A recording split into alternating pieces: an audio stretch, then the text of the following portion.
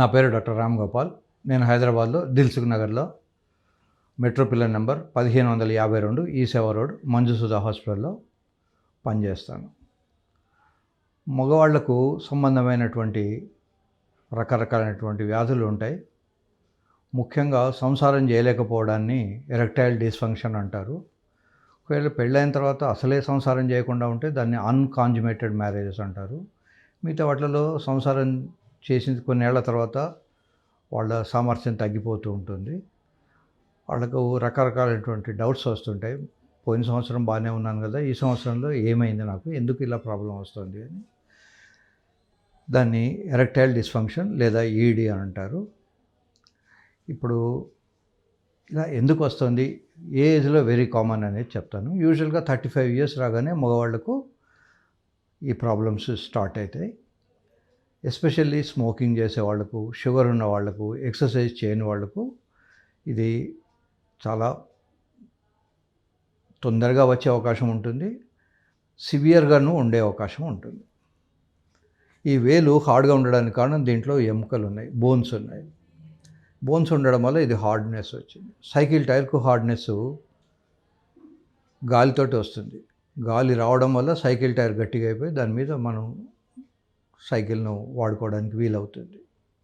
మగవాళ్ళ అంగము 24 గంటలు మెత్తగానే ఉంటుంది. సంసారం గురించి ఆలోచించినప్పుడు, అమ్మాయిల గురించి ఆలోచించినప్పుడు, లేదా అమ్మాయి టచ్లోకి వచ్చినప్పుడు అది హార్డ్ అవుతుంది.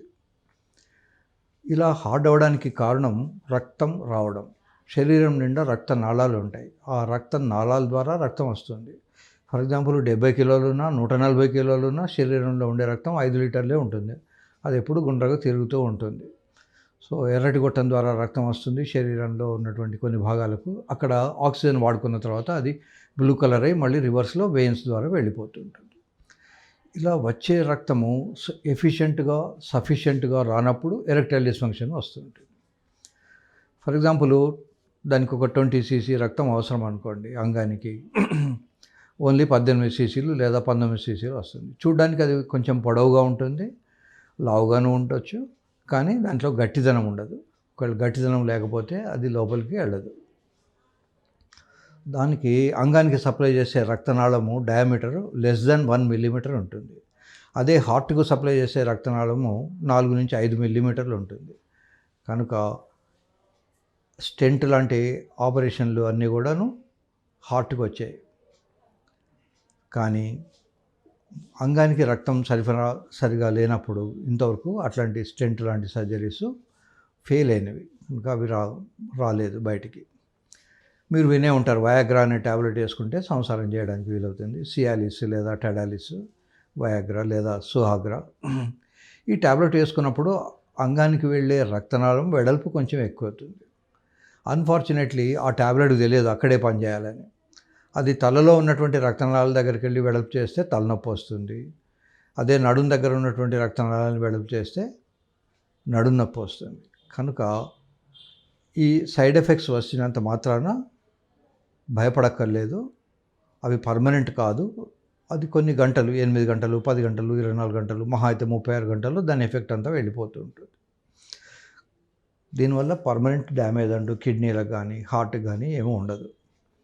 అయితే కొద్దిమంది హార్ట్ పేషెంట్స్ మాత్రము కొన్ని ట్యాబ్లెట్స్ వేసుకున్నప్పుడు లేదా కొన్ని ప్యాచెస్ వేసుకున్నప్పుడు ఈ కలిసి ఇవ్వకూడదు. కనుక కేవలం ఆ వ్యక్తులకు మాత్రమే ఇది కాంట్రాఇండికేటెడ్. అదర్వైజ్ అందరూ వేసుకోవచ్చు. ఎంత వయసులో వాళ్ళు సంసారం చేయొచ్చు అనేది క్వశ్చన్ ఉంటుంది. ఓపిక ఉన్నన్ని ఏళ్ళు సంసారం చేయొచ్చు. 20 నుంచి 90 దాకా ఎప్పుడైనా కూడా మనుషులు చేయొచ్చు. ఈవెన్ 90 తర్వాత కూడా ఒకవేళ ఆరోగ్యంగా ఉండి కాళ్ళు చేతులు కదిపే పరిస్థితి ఉంటే చేయొచ్చు, తప్పేమీ లేదు. చాలామందికి ఇండియాలో ఒక అపోహ ఏముంటుందంటే పిల్లలు పెద్దవాళ్ళు అయిపోయారు, ఇప్పుడు అవసరమా అని. పిల్లలు పెద్దవాళ్ళు అయినంత మాత్రాన భోజనం చేయడం మానం. సెక్స్ కూడా అంతే. ఇది కూడా ఒక రకమైన ఆకలి. సో వయసుతో నిమిత్తం లేకుండా శరీరం ఆరోగ్యంగా ఉండి పార్ట్నర్ ఆరోగ్యంగా ఉంటే సంసారం చేయడంలో తప్పేమీ లేదు. చిన్న చిన్న పురుగుల నుంచి దేవతల దాకా అందరూ చేసే కార్యక్రమమే ఇది సిన్ఫుల్ యాక్ట్ కాదు. దీనివల్ల వీక్నెస్ రాదు. నిజానికి ఎవరైతే రెగ్యులర్గా సెక్స్ చేస్తారో వాళ్ళకు ఒక 10 సంవత్సరాలు ఎక్కువ బతికే అవకాశం ఉంటుంది. కనీసం వారానికి 2 రోజులు సెక్స్ చేస్తే ప్రాస్టేట్ అనే గ్రంథిలో క్యాన్సర్ రాకుండా ఉంటుంది. Thank you very much for your patient hearing. మళ్ళీ నెక్స్ట్ వీడియోలో ఇంకో టాపిక్ మీద మాట్లాడుకుందాం. నమస్తే.